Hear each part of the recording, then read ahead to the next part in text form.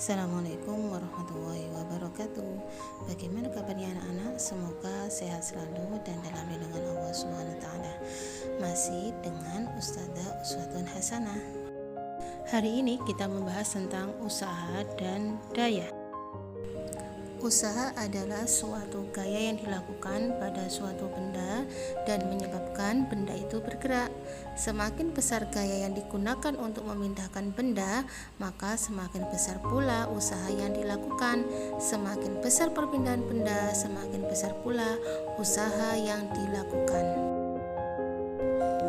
Berdasarkan arah dan jarak perpindahan benda, usaha dibedakan menjadi 3. Yang pertama adalah usaha nol, apabila arah gaya tegak lurus dengan arah perpindahan benda, ditulis dengan W sama dengan 0. Yang kedua, usaha negatif.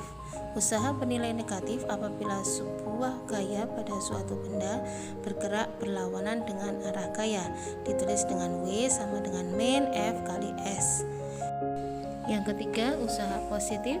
Usaha bernilai positif apabila usaha yang dilakukan gaya suatu benda bergerak searah dengan gaya.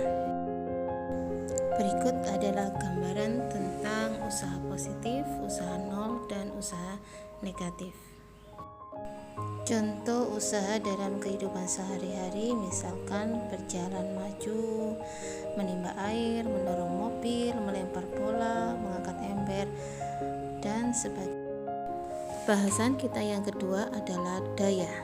Daya adalah laju suatu benda untuk melakukan usaha dalam satu satuan waktu.